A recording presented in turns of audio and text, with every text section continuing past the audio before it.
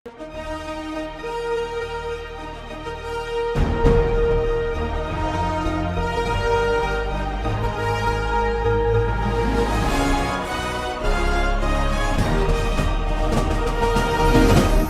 பார்த்து கொண்டிருப்பது உங்கள் ஜாஷ்வா டிவி. சகல ஜனங்களுக்கும் நற்செய்தி.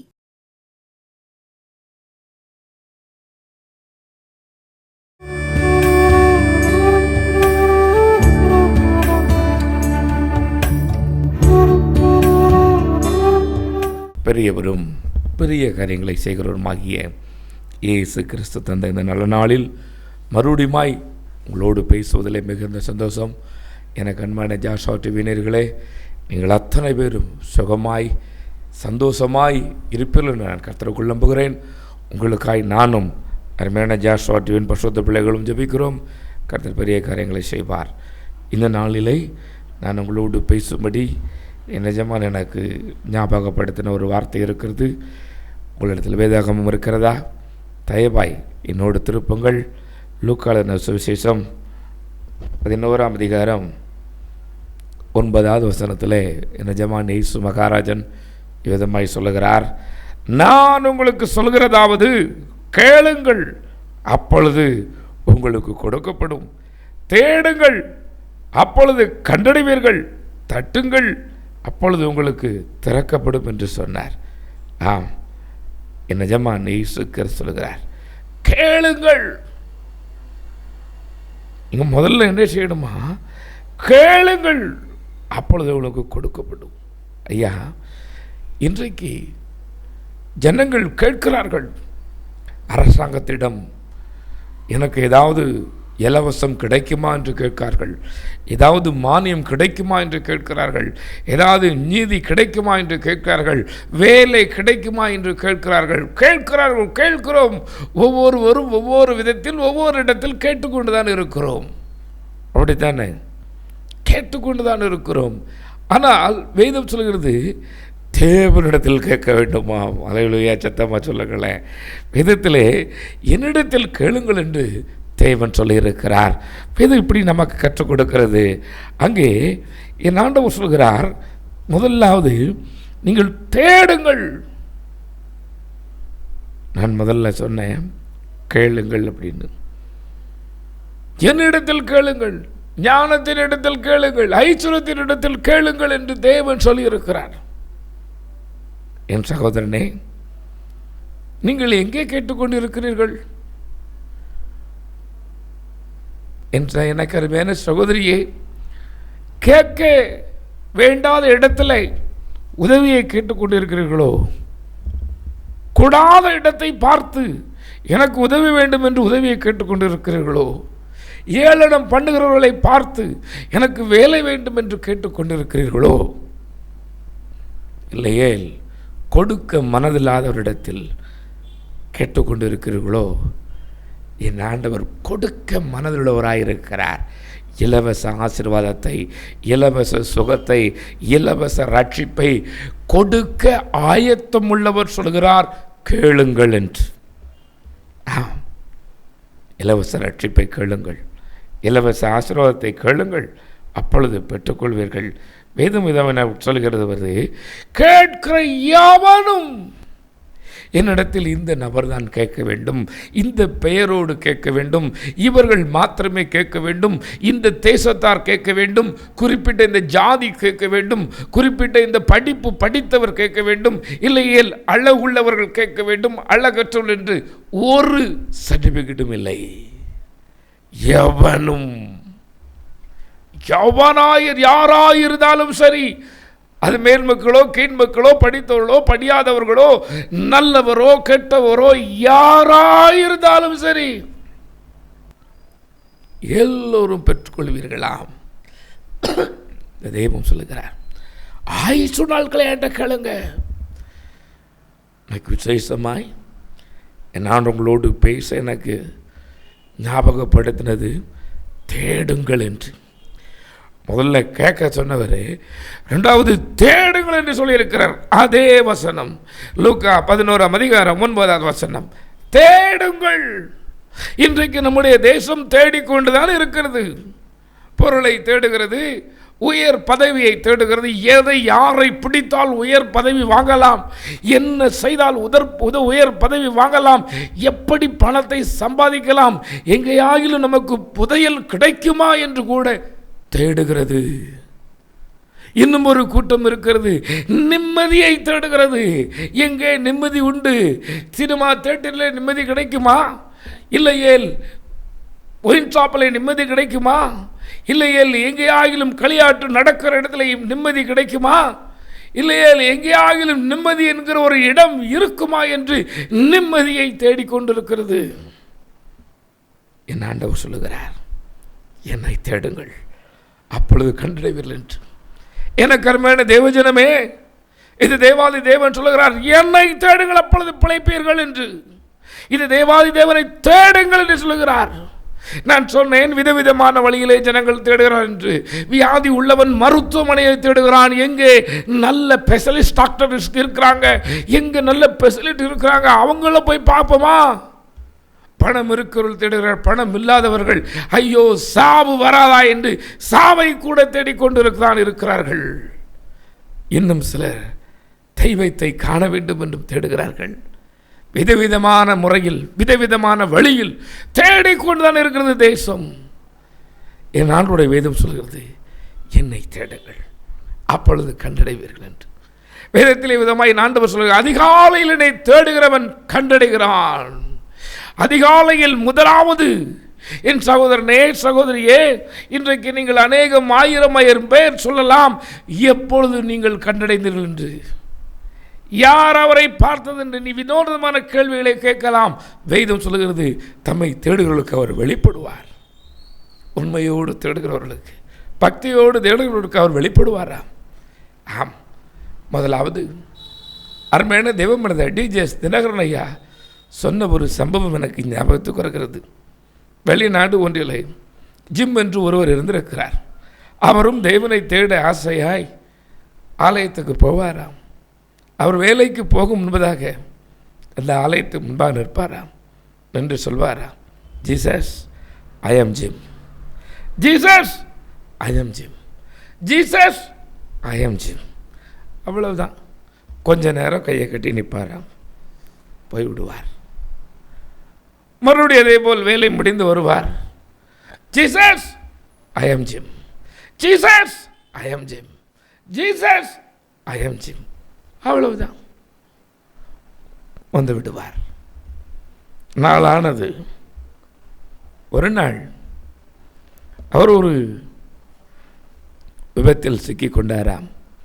மருத்துவமனையில் இருக்கிறவர் சொல்லுகிறார், இன்னும் கொஞ்ச நேரத்தில் என் ஆலயத்துக்கு செல்லக்கூடிய நேரம் வருமே, அங்கே என் ஆண்டவனோடு நான் பேசுவேனே, இப்பொழுது இங்கே இருக்கிறேன், கொஞ்ச நேரம் தானே இருக்கிறது, எப்படி என்னால் இன்று முடியும், என்னால் போக முடியாதே என்று புலம்பும் பொழுது, அதே வேளையிலே அவர் சரியாய் சொல்கிற ஆலயத்துக்கு முன்பாக நின்று சொல்லுகிற அதே நேரத்தில் என் எஜமான் வந்தாராம். வந்து சொன்னாராம், ஜிம் ஐ ஆம் ஜீசஸ், ஜிம் ஐ ஆம் ஜீசஸ் என்று அப்படியே சொன்னாராம். தேடுங்கள் என்று சொன்ன தெய்வம் உங்களையும் தேடுகிறார். இன்றைக்கு நான் வேதத்திலே இந்த காரியத்தை உங்களுக்கு விளக்கும்படி என் எஜமான் இருதயத்திலே சில வார்த்தைகளை தந்திருக்கிறார். வேதத்திலே ஒரு பெண் இன்றைக்கு நம்மை போல தேடிக்கொண்டிருக்கிறாள். அது லூக்கா எழுதின சுவிசேஷம் 15ஆம் அதிகாரம் 8ஆம் வசனத்திலே இருக்கிறது. ஒரு பெண் தன்னுடைய 10 வெள்ளிக்காசு, தனக்கு கொடுக்கப்பட்ட முக்கியமான 10 வெள்ளிக்காசு இருந்திருக்கிறது. அந்த 10 வெள்ளிக்காசை அதில் ஒன்றை அவள் தொலைத்து விட்டாள். ஒன்றை தொலைத்ததும் அதை தேடுகிறார். அங்கே பாருங்களேன், நிஜமான் சொன்ன ஒரு வார்த்தை இருக்கிறது. அன்றியும் ஒரு ஸ்திரீ 10 வெள்ளிக்காசை உடையவளாய் இருந்து அதில் ஒரு வெள்ளிக்காசு காணாமல் போனால் விளக்கை கொளுத்தி வீட்டை பெருக்கி அதை கண்டுபிடிக்கும் வரைக்கும் ஜாக்கிரதாய் தேடாமல் இருப்பாளோ என்று. தேடுங்கள் என்று சொன்ன தெய்வம் வேதத்திலே ஒரு பெண் தேடின விதத்தையும் சொல்கிறது. நான் உங்களுக்கு சொல்வேன், எப்படி தேட வேண்டும் என்று சொல்லியிருக்கிறது. முதலாவது அங்கே பாருங்களேன், அவள் என்ன செய்கிறாள், அதில் ஒரு வெள்ளி காசு காணாமல் போனது, விளக்கை கொளுத்தினாளாம்.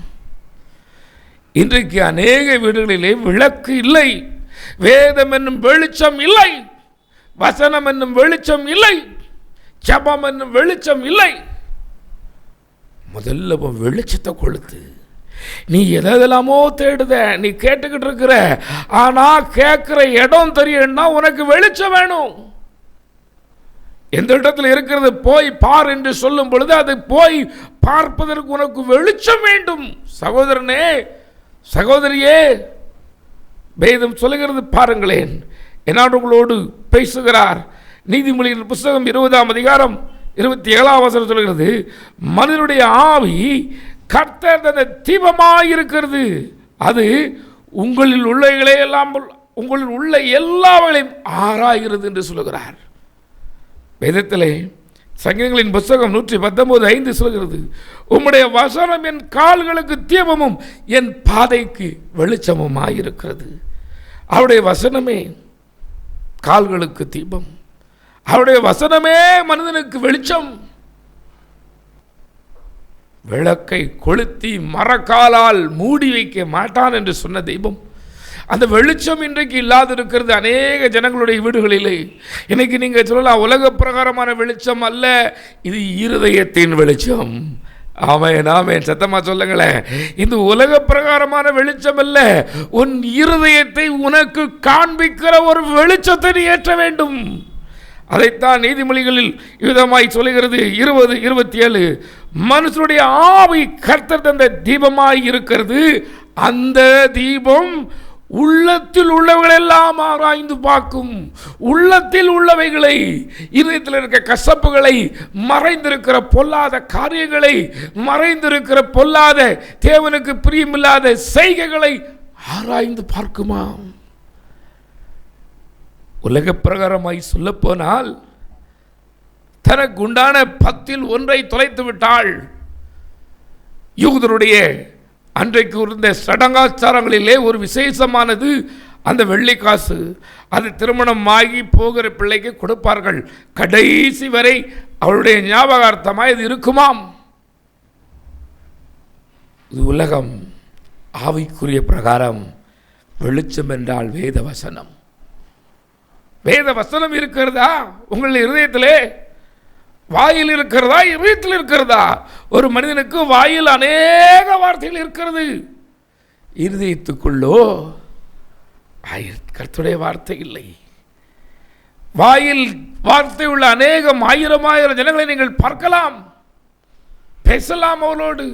அந்த இருதயத்துக்குள் அந்த வசனம் போனது என்றால் இருதயத்தில் கிரியை செய்யும். அவனுடைய செய்கை மாறும், அவனுடைய எண்ணம் மாறும், அவனுடைய எல்லா சுவாபமுமே மாறிவிடும். பாரக்ஷாமலாய் சொல்வேன், ஒரு குடிகார மனிதனுக்குள் இந்த கர்த்தருடைய வேத வசனம் உள்ளே இருதயத்துக்குள் செல்லுமானால், வாயில் அல்ல, உதட்டுக்கல்ல, இருதயத்துக்குள் செல்லுமானால் அவன் அந்த குடியில் இருக்க முடியாது. ஒரு துன்மார்க்கனுக்கு இந்த கர்த்தருடைய வசனம் இருதயத்துக்குள் செல்லுமானால் அவன் அந்த துன்மார்க்கத்தில் இருக்கவே முடியாது, இருக்கவே முடியாது. வேதமே வெளிச்சம், கட்டளையே விளக்கு என்று வேதம் சொல்கிறது. வேதம் வெளிச்சம், அவன் இருதயத்திலே அங்கே காண்பிக்கும். அந்த வேத வசனம் இருதயத்தில் உள்ளவைகளை காண்பிக்கும், இருதயத்தில் இருக்க கசப்புகளை காமிக்கும், தேவனுக்கு பிரியமில்லாத காரியம் இது என்று அவனுக்கு காண்பிக்கும். அதனால் தான் வேதம் சொல்வது, உங்கள் இருதயம் உங்களை குற்றவாளியாக தீர்க்குமாயின் என்று. இன்றைக்கு இருதயத்தில் இருட்டுள்ளவர்களாய் அலைந்து கொண்டு, இருதயத்தை மாசர கழுவாமல் இருந்து கொண்டு தேவனை தேடினால் தென்படுவாரா? தேவனை தேடுவதற்கு ஒரு விளக்கு வேண்டாமா, ஒரு வெளிச்சம் வேண்டாமா அவன் இருதயத்தில்? என் சகோதரனே, என் சகோதரியே, தேவன் எதுமாய் சொல்லுகிறார் பாருங்களேன். அவர் முதல்ல அந்த வெளிச்சத்தில் மாடி என்ன செஞ்சாலும் அந்த வீட்டில், சத்தமாக சொல்லுங்களேன், இருளான அந்த வீட்டில் ஃபஸ்ட்டு வெளிச்சத்தை ஏற்றுகிறாள், வசனத்தை சொல்லுகிறாள். ஒரு அருமையான ஒரு ஹோம் ஒன்றிலே அநேக நாளுக்கு முன்பாக நடந்த ஒரு சம்பவம் என்று ஒரு பரிசுத்தவான் சொன்னார், சின்ன பிள்ளைங்களா தங்கியிருக்கிற இந்த ஹோமில் அது அந்த நாட்களில் பரிசுத்தவான்கள் தியாகத்தோடு நடத்தின அந்த ஹோம் அநாதை பிள்ளைகளுக்கு என்று ஆரம்பிக்கப்பட்ட இந்த ஹோமுக்கு அன்றைக்கு இரவு ஏதோ கொடுத்து விட்டாச்சு, காலைக்கு ஒன்றுமில்லை, இருந்ததோ பேத்தியாச்சு, காலை என்ன செய்வது என்று தெரியவில்லை. இப்பொழுது ஒரு பிள்ளை ஓடி வந்து சொல்லியிருக்கிறாள், அங்கள் நாளைக்கு எனக்கு ஒரு கிளாஸ் பால் தருவீங்களா? எனக்கு பால் குடிக்கணும் போல ஆசையாக இருக்கு. நீங்கள் டீயா தரீங்க பார்த்தீங்களா, அது எனக்கு ஒரு கிளாஸில் பாலாக கொடுங்களேன், குடிக்கணும் போல ஆசையாக இருக்கு. என்ன செய்வதென்று தெரியவில்லை சொல்லியிருக்கிறார். தேவ மனிதர் அழுதிருக்கிறார், அப்பா நாளைக்கு என் பிள்ளைகள் சாப்பிட்றதுக்கு ஒன்றும் இல்லையே, சாப்பிட்றதுக்கே வழி இல்லை, என் பிள்ளை ஒரு பிள்ளை பால் வேணும்னு கேட்டுட்டு போதப்பா, நான் என்ன செய்வேன் என்று புலம்பி இருக்கிறார். ஏதாயிலும் நீர் செய்யுங்கப்பா, உம்மால் ஏதாயிலும் ஆகும், உம்மால் ஆகும், ஏதாவது என் பிள்ளைக்கு செய்யுங்கள் என்று செபித்து முடித்து விட்டார். கொஞ்ச நேரம் இருக்கு, அங்கே பால் எடுக்கிற பால்காரர் கதவை தட்டியிருக்கிறார். யாரோ தட்டுகிறார்கள், எதற்கென்று தெரியவில்லையே என்று நடு இரவில் போய் பார்க்கிறார். என்ன ஐயா வேண்டும் என்று சொன்ன பொழுது, ஐயா நான் பக்கத்து ஊரில் எல்லாம் பால் எடுக்கிற ஒரு பால்காரர், நான் அநேக முறை இந்த வழியே ஒவ்வொரு நாளும் வருவேன், என்றைக்காவது ஒரு நாள் உங்கள் பிள்ளைகளுக்கு பாலை கொடுக்க வேண்டும் நான் விரும்பினேன், ஆனால் இன்றைக்கு நான் அதை கட்டாயத்துக்குள் வந்து விட்டேன் என்று சொல்லியிருக்கிறார். என்னையா சொல்லுதீங்க? ஆமாம் ஐயா, நான் நினைப்பேன் இந்த ஹோமில் உள்ள பிள்ளைங்களுக்கு ஒரு நாள் பாலை கொடுக்கணும்னு நான் நினைப்பேன், ஆனால் ஒரு நாளும் கொடுக்கல, இன்றைக்கி அந்த கட்டாயம் எனக்கு ஏற்பட்டுட்டு. என்ன சொல்லுங்கள், தெளிவாய் சொல்லுங்கள் என்று சொன்ன பிள்ளை சொல்லியிருக்கிறார். என் வண்டி ரிப்பேர் ஆயிடுச்சு ஐயா, என் வண்டி ரிப்பேர் ஆயிடுச்சு, இனி என் வண்டியை ரிப்பேர் பார்த்து நான் போகிறதுக்குள்ளே இந்த பால் வம்பா போயிடும், ஆனால் உங்கள் பிள்ளைங்களுக்கு இது ஆகும், உங்கள் பிள்ளைங்களுக்கு எதையாகிலும் செய்தி கொடுங்கள், எல்லாவற்றையும் வைத்துக் கொள்ளுங்கள், இனி எனக்கு இது ஆகாது, சுட வைங்க, ஏதாவது செய்யுங்கய்யான்னு சொல்லிட்டு கொடுத்துட்டு போயிட்டார். அவ்வளவுதான். காலையில் எல்லாத்துக்கும் பால் கொடுத்து அப்படி மிச்சம் இருக்கிற பால் அப்படி ஒன்று ஒன்றா செஞ்சாங்களாம். ஒரு வாரம் முழுவதும் பால் பொருட்கள் அவர்களுக்கு. எனக்கு அன்பானவர்களே, இஸ்ரவேல் ஜனங்கள் சுமார் 40 லட்சம் பேர் எனக்கு நான் இறைச்சி சாப்பிடலையே என்று சொன்னாங்க. நான் சாப்பிட்டு நல்ல சாப்பாடு சாப்பிட்டு எவ்வளோ நாள் ஆச்சு தெரியுமா, ஒரே மன்னாவா சாப்பிடுதேன், வெறுத்து போயிட்டான். பார்த்துக்கோங்க, தேவதூதர்கள் சாப்பிடுத உணவை சாப்பிட்டவன் வெறுத்து போயிட்டு சொல்லுது, ஐயோ எனக்கு வெறுத்து போச்சு, நான் அப்படியே கறி சாப்பிடணும் போல எனக்கு ஆசையாக இருக்குன்னா எதுவும் சொல்லுது. கேட்டார்கள், கடையை கொடுத்தார். எங்கே விசுவாசமுள்ள ஜெபம் பெணியாளிகளை ரட்சிக்கும் என்று சொன்னார்.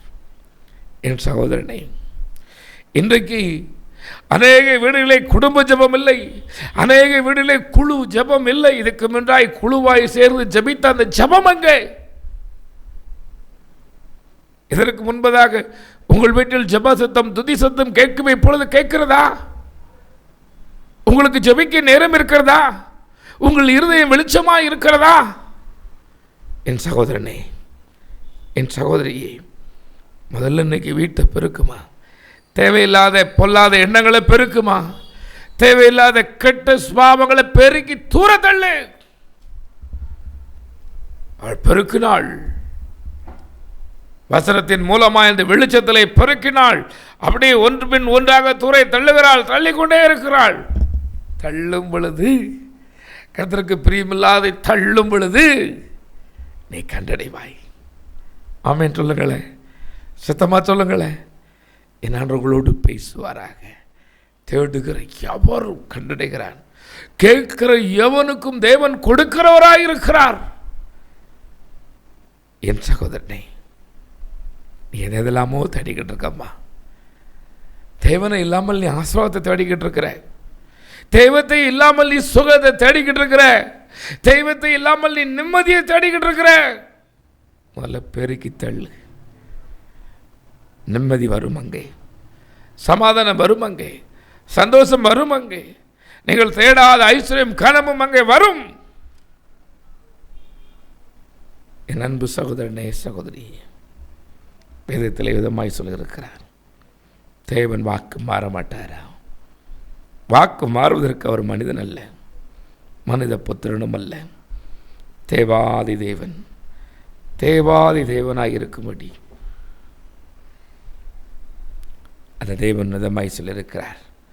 நீதிமொழிகள் 30ஆம் அதிகாரம் 12ஆம் வசனத்தில் சொல்லியிருக்கிறார், தாங்கள் அழுக்கற கடுப்படாமல் இருந்தும் தங்கள் பார்வைக்கு சுத்தமாய் தோன்றுகிற சந்ததி யாரும் உண்டு என்று. அழுக்கற கழுவப்படணும். இன்றைக்கு உன் இருதயத்தை தேவனுக்கு ஒப்பு கொடுப்பாயா? சகோதரனே, சகோதரியே, தேவன் உன்னை சுத்தப்படுத்த விரும்புகிறார். ஈசோப்பினால் உன்னை கழுவி, உன் பாவங்கள் சிவேரென்று இருந்தாலும் அது இரத்தாம்பர சிவப்பாய் இருந்தாலும் சரி, அதை வெண்மையாக்க ஆண்டவரால் ஆகும். அவரிடத்தில் வருவாயா? கண்களை மூடி, அப்பா, என் இருதயம் நல்ல விசேஷத்தினால் பொங்கக்கூடிய இருதயம், வசனத்தினால் நிறைந்திருக்கக்கூடிய இருதயம், பரிசுத்தத்தால் நிறைந்திருக்கக்கூடிய அந்த இருதயம் ஏதோ ஒரு பாவ பழக்க வழக்கங்களினால், சாபத்தினால், பொல்லாத எண்ணங்களினால், பொல்லாத காட்சிகளினால் நிறைந்திருக்கிறது. கழுவுங்க டேடி என்று சொல்லுவீங்களா? வைராக்கியத்தால் நிறைந்திருக்கிறதோ, கோபத்தினால் நிறைந்திருக்கிறதோ, கழுவுங்கப்பா. ஐயா, இந்த சரீரத்தை கழுவுவதற்கு எத்தனையோ சோப்புகள் இருக்கிறது, விதவிதமான வகை இருக்கிறது. இருதயத்தை கழுவுவதற்கு, இருதயத்தை பரிசுத்தப்படுத்துவதற்கு, இருதயத்தை கர்த்தருக்கு என்று ஒப்புக் கொடுப்பதற்கு ஒன்றே ஒன்றுதான் இருக்கிறது. அது கர்த்தருடைய வசனம், அது தேவனுடைய வல்லமையான வார்த்தை, அது தேவனுடைய பிரசன்னம் மாத்திரமே உன் இருதயத்தை கழுவ முடியும். சகோதரனே, சகோதரியே, சரீரத்தை நீ கழுவலாம். சரீர பரிசுத்தம் தேவனுக்கு அல்ல, அது உனக்கு. இருதய பரிசுத்தமே தேவனுக்கு. இருதயத்தில் சுத்தமுள்ளவர்கள் தான் தேவனை தரிசிப்பார்கள். சரீரத்தில் சுத்தமானவர்கள் அல்ல, இருதயத்தில் சுத்தமுள்ளவர்கள். உன் கண் தெளிவாக இருந்தால் உன் இருதயம் முழுவதும் வெளிச்சமாக, சரீரம் முழுவதும் வெளிச்சமாக இருக்கும் சொல்கிறது. இன்றைக்கு தப்பா என்னை மன்னிங்கன்னு சொல்லுங்க. இசப்பா, என்னை மன்னிங்க, என்னை பரிசுத்தப்படுத்துங்கப்பா. நான் தேடுகிறேன், இன்றைக்கு உம்மை தேடுகிறேன், உம்முடைய வல்லமையை தேடுகிறேன், உம்முடைய மகிமையை தேடுகிறேன், எனக்கும் இரக்கம் பாராட்டுங்கன்னு சொல்லுங்க. அன்றைக்கு தேடி கண்டுபிடிச்சிட்டா வீட்டுக்குள்ளதான் இருந்துச்சு அந்த சந்தோஷம். சகோதரியே, இன்றைக்கு உன் வீட்டுக்குள்ளதான் இருக்குது சமாதானம், உன் வீட்டுக்குள்ளதான் இருக்கு ரட்சிப்பு, உன் வீட்டுக்குள்ளதான் இருக்குது விடுதலை, உன் வீட்டுக்குள்ளதான் இருக்கு சமாதானம். உன் வீட்டை கொளுத்து. இன்றைக்கு உன் வீட்டில் அந்த இருக்கிற எல்லா அசுத்தங்களையும் நீக்கிவிட்டு உன் சமாதானத்தை தேடு. உன் வீட்டில் இன்றைக்கு எரியட்டும் ஜபதீபம். உன் வீட்டில் இன்றைக்கு ஜப சத்தம் கேட்கப்படட்டும், துதி சத்தம் கேட்கப்படட்டும். தேவனே மனதிறங்கும், தேவனே நிர்மனதிறங்கும். உடைய பலத்த கருத்துக்குள் இந்த ஜபத்தில் இருக்கிற ஊரே வைக்கிறேனப்பா. இவர்கள் எதை தேடினாலும் அது கிடைக்கட்டும், ஆசீர்வாதங்கள் கிடைக்கட்டும், வேலை கிடைக்கட்டும், குழந்தை பாக்கியம் கிடைக்கட்டும், பொல்லாத தந்திர மந்திரங்கள் செயலற்று போய் பெரிய ஆசீர்வாதம் நன்மை இவர்களுக்கு கிடைக்கட்டும். அப்பா, பிதா குமாரன் பசுத்தாவின் நாமத்தால் ஜெபிக்கிறேன். ஜெபம் கேளும் நல்ல பிதாவே. ஆமேன், ஆமேன், ஆமேன்.